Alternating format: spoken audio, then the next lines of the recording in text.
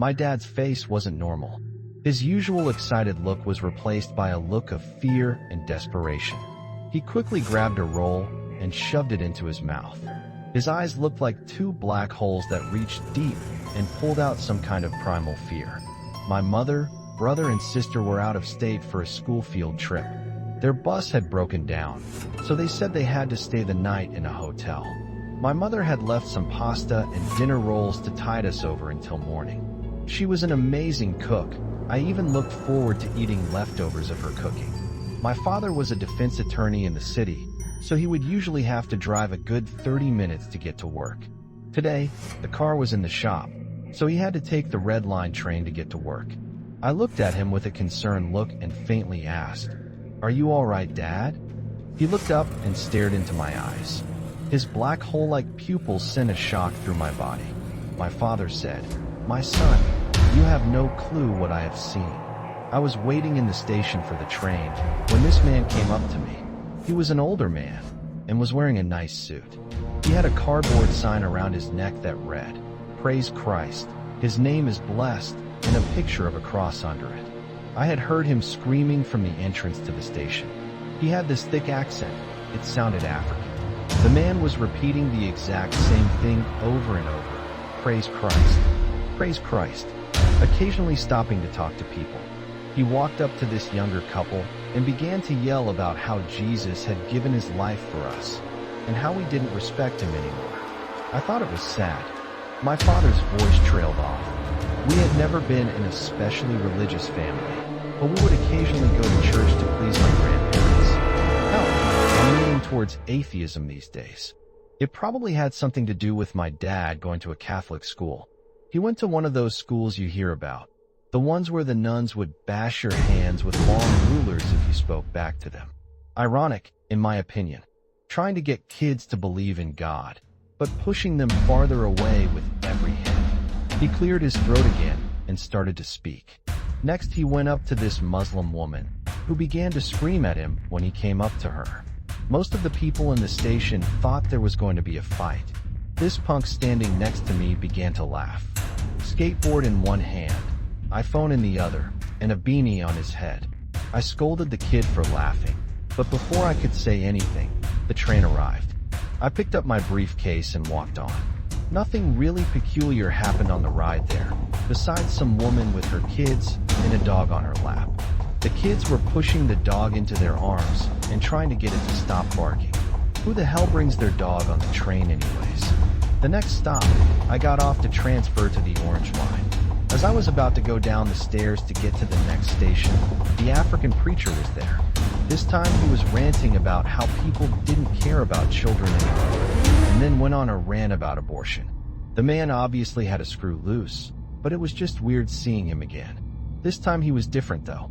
His once chiseled hair was now longer, he had a beard, and his suit was now a different shade of gray than it was before. This time he was even more angry. I hadn't even seen him get on the train to get there. I was now wondering if the story was going to stop or if he was going to keep going.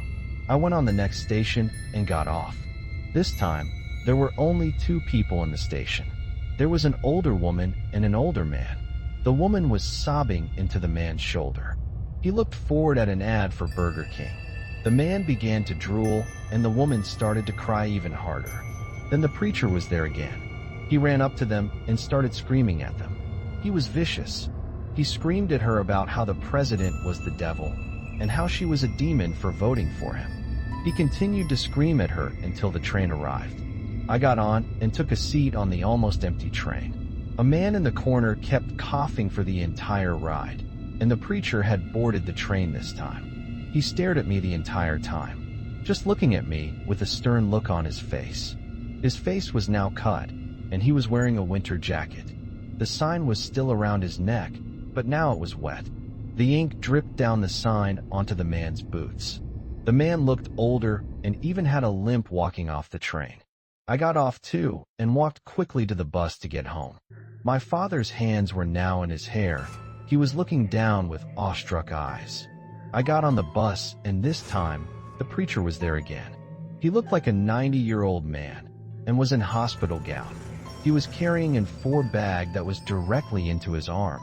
It was pumping some kind of black liquid into his veins. The only other passenger on the bus was the same dog from earlier. It was barking at me this time and looked rabid. The bus ride felt like an eternity, and when we finally reached my stop, the bus driver passed it.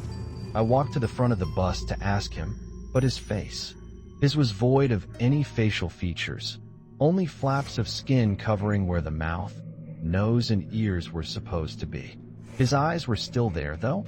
His green eyes looked like he was afraid. An upside-down cross was carved into his face. His look was the only thing I needed to see to know that something was wrong. The doors opened, and I sprinted away, not looking back. Every time I reached a new street, I saw him there with the dog. Each time, his body more decayed, and wearing a different outfit. I finally got home and came in to eat dinner. This was insane. Had my father snapped? I looked at him, confused, and begged him to tell me more, but he kept staring behind me. I told him that we can get him help, that everything will be alright. Everything wasn't going to be alright. Nothing was going to be the same now. My mother would be left alone with me and my siblings. What were we going to do for money? My mother stayed at home. She hasn't had a job since I was born. My father began to say something. Son, everything will be alright. But he looked directly behind me, and tears came out of his eyes. I asked him what he was trying to say, but he ignored me. Believe me when I tell you that your mother and I love you, my father said. I began to cry too. I told him how much I loved him and Mom, and how everything will be alright.